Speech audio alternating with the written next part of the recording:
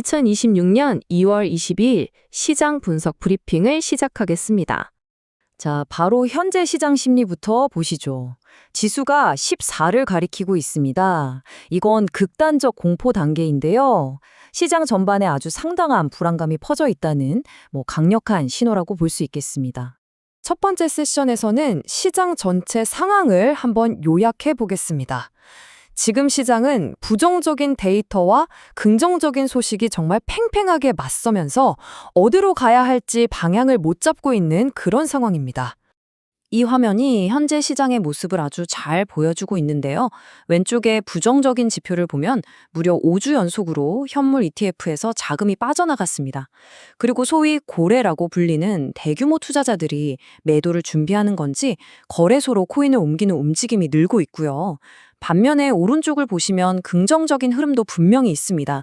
거대 금융기관들이 디파이 인프라에 본격적으로 참여하기 시작했고 거시경제의 불확실성도 조금씩 완화되는 분위기입니다. 이런 혼란스러운 상황 속에서 XRP, BNB, 솔라나 같은 주요 알트코인들은 대부분 소폭 오르면서 눈치만 보고 있는 딱 그런 모양새입니다. 자, 다음으로 넘어가서 지금 시장의 흐름에 가장 큰 영향을 미치고 있는 거시경제와 기관 투자자들의 핵심 동향을 짚어보겠습니다.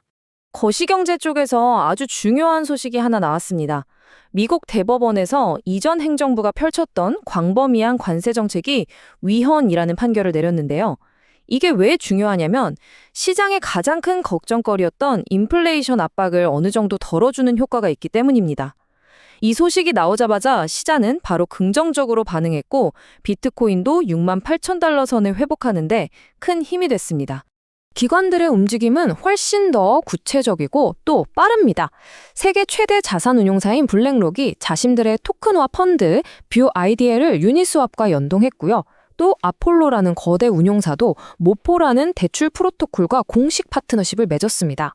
이건 그냥 단순한 협업이 아니라 전통금융의 거물들이 실물자산 토큰화, 즉 RWA를 통해서 디파이 생태계로 본격적으로 들어오고 있다는 신호탄입니다. 장기적으로 봤을 때 시장 유동성을 엄청나게 키울 수 있는 잠재력을 가진 뉴스죠. 그럼 이제 시장의 방향타 역할을 하는 비트코인의 핵심 데이터를 좀 더 깊게 들여다보겠습니다. 네, 먼저 현재 가격입니다. 지금 이 브리핑을 하는 시점을 기준으로 비트코인은 68,079달러 선에서 거래가 이루어지고 있습니다. 국내 시장 상황도 한번 보죠. 원화로는 약 9,870만 원 정도의 가격이 형성돼 있고요.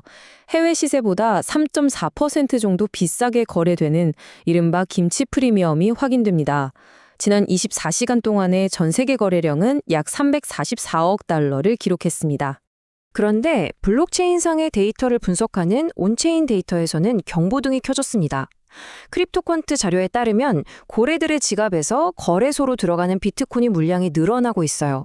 보통 이건 단기적인 매도 압력이 커질 수 있다는 걸 암시하는 아주 중요한 지표 중 하나입니다. 기술적 분석으로 보면 지금 우리가 주목해야 할 가격대는 명확합니다.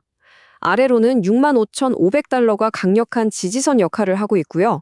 이 가격대에서는 매수세가 들어올 가능성이 높습니다. 위로는 68,500달러가 상승을 막는 저항선으로 버티고 있죠. 앞으로 비트코인이 이 두 가격대 사이에서 어떻게 움직이는지가 단기적인 방향을 결정할 겁니다. 자, 그럼 지금까지 살펴본 모든 데이터를 바탕으로 해서 현 시점에서 우리가 어떤 전략을 세워야 하고 또 리스크는 어떻게 관리해야 할지 정리해 보겠습니다. 현재 시장에 대한 저희의 종합평가는 중립입니다. 쉽게 말해 공격적으로 매수나 매도에 나설 때가 아니라 시장이 어느 쪽으로 갈지 확실한 신호를 줄 때까지 한 발 물러서서 신중하게 지켜봐야 한다는 의미입니다. 그럼 구체적인 전략은 어떻게 될까요? 현물 투자자라면 앞서 말씀드린 저항선 68,500달러를 확실하게 뚫고 올라서는 걸 확인한 후에 그때 가서 보수적으로 분할 매수하는 접근이 안전해 보입니다. 선물 트레이더라면 마찬가지로 저항선 돌파를 확인하고 롱 포지션을 고려해 볼 수 있겠죠. 다만 만약에 지지선인 65,500달러가 무너질 경우에는 즉시 손절매를 한다는 계획을 반드시 세워두셔야 합니다. 지금과 같이 방향성이 불확실한 시정에서 가장 중요한 건 리스크 관리입니다. 다른 무엇보다도 레버리지 사용은 시장 방향이 확실해지기 전까지는 정말 최소화하셔야 합니다. 섣부른 레버리지 투자는 회복하기 힘든 손실로 이어질 수 있습니다. 그리고 항상 기억해 주십시오. 모든 투자 결정에 대한 최종적인 책임은 투자자 본인에게 있습니다. 오늘 브리핑은 정보 제공이 목적이며 특정 상품에 대한 투자 조언이 아님을 분명히 말씀드립니다. 개인 투자자들은 극도의 공포에 떨고 있는데 기관들은 오히려 더 견고하게 장기적인 인프라를 쌓고 있습니다. 이 상반된 두 힘의 대결, 과연 어느 쪽이 시장의 다음 방향을 결정하게 될까요? 저희는 계속해서 이 흐름을 추적하고 깊이 있는 분석으로 다시 찾아뵙겠습니다. 다음 브리핑도 놓치지 않으시려면 채널 구독과 알림 설정 부탁드립니다. 감사합니다.